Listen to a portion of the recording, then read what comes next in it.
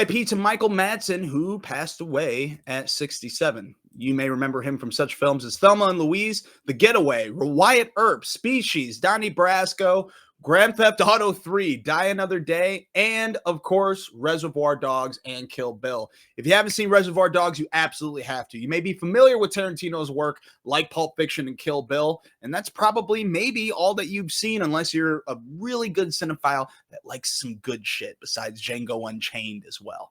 But he also made Reservoir Dogs his very first film. Excellent film that featured Mr. Blonde. Mr. Blonde was one of the coolest characters that you'll ever meet in cinema. Are you going to bark all day, little doggy? Or are you going to bite? Really fucking cool. He has a certain song that I can't really sing right now. For one, I don't know the lyrics. And for two, I don't know the lyrics.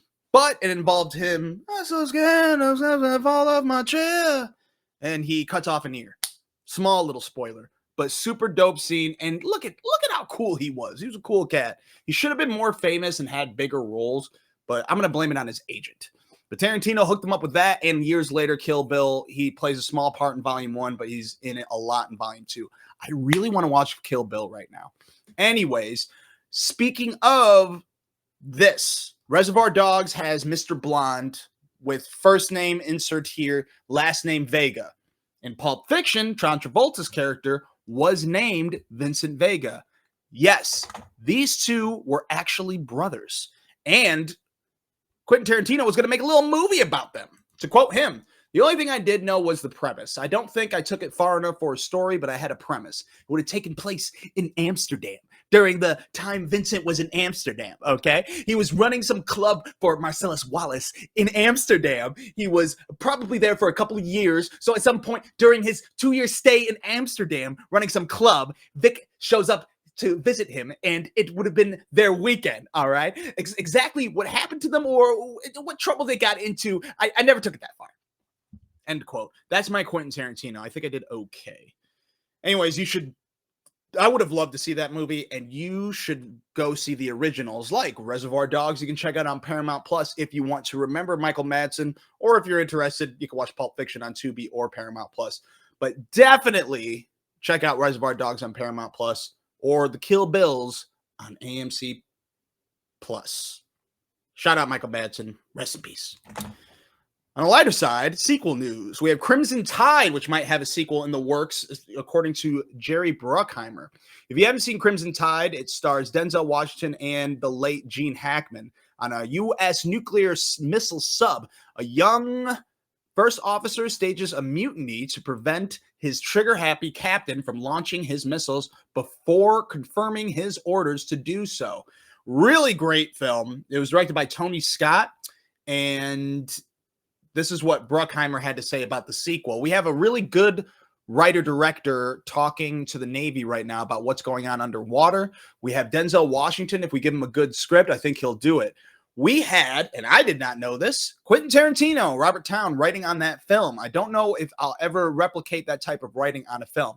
Never known that Quentin Tarantino had script contributions, which included Hunter calling himself Captain Kirk, and referencing submarine films like The Enemy Below and Run, Silent, Run Deep, and a few other things like talking about Silver Surfer, which all of these sound like Tarantino-isms.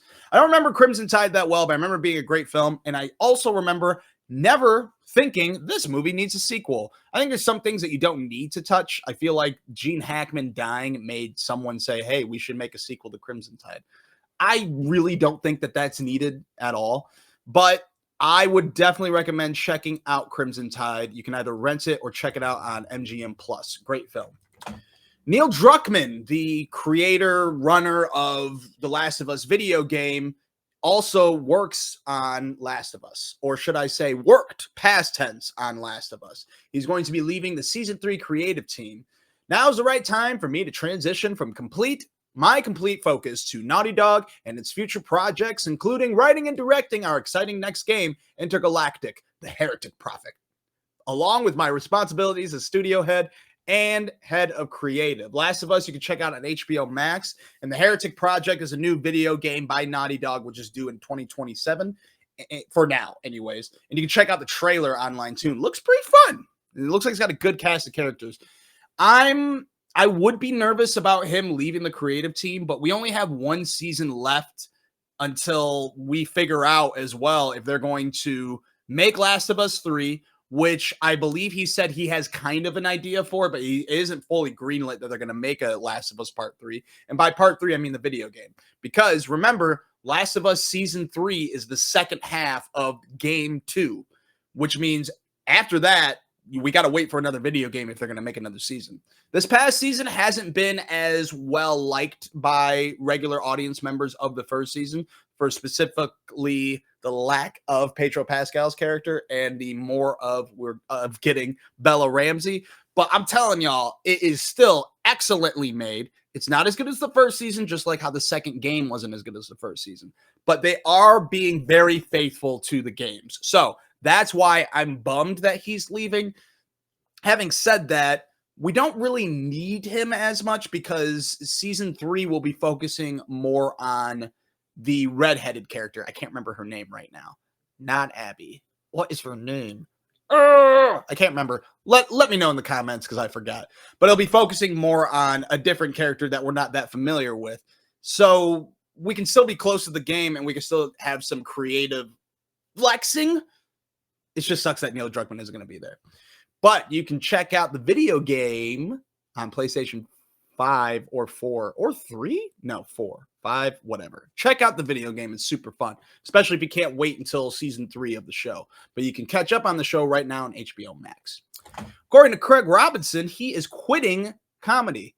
In his first video, where post-office career includes roles on Cleveland Brown Show and Brooklyn Nine-Nine, he says, "Just want you to hear it from me. I am quitting comedy, but not for nothing. It's been an amazing run, and y'all been amazing and wonderful.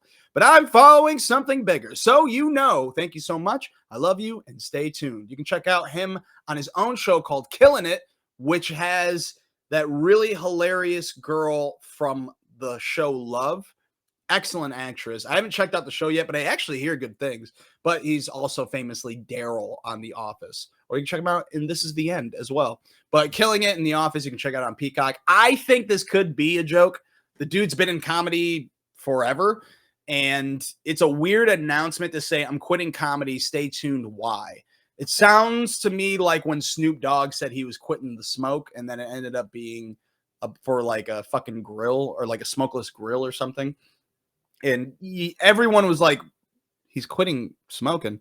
So this sounds like that to me. I might be wrong. I don't really follow Craig Robinson a lot these days. I haven't heard from much of him besides the show Killing It.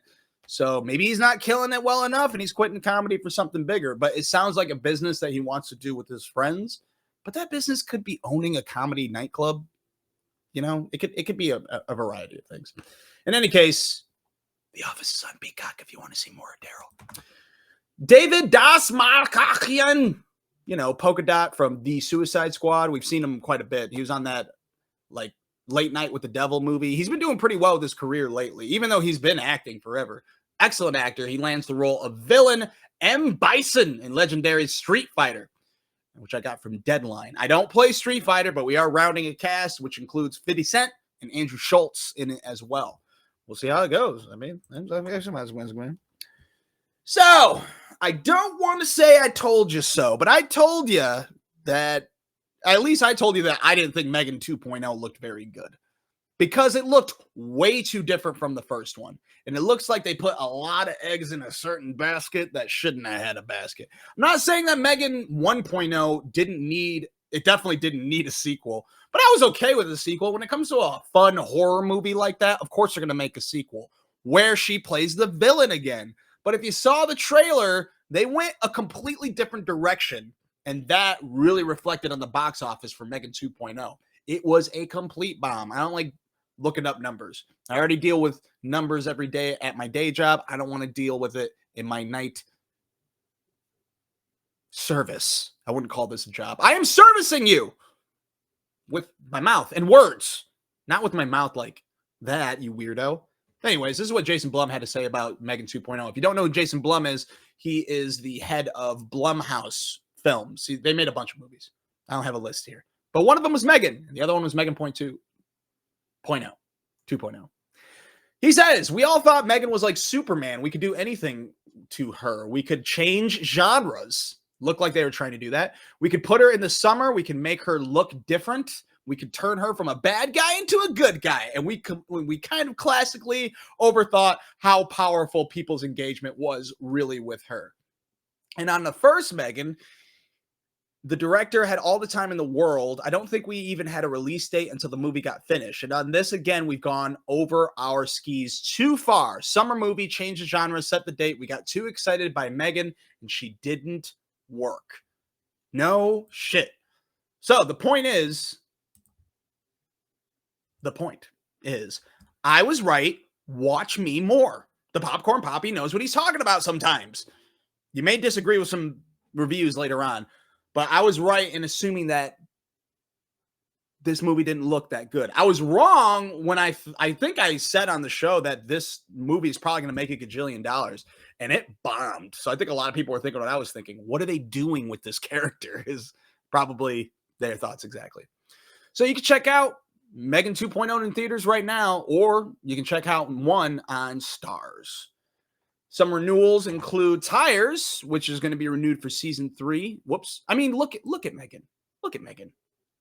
What are we doing? We thought this was going to make $1 gajillion. When I saw this part, honestly, the whole trailer, I'm like, this looks bad. But when I saw this, I was like, this looks fucking dumb.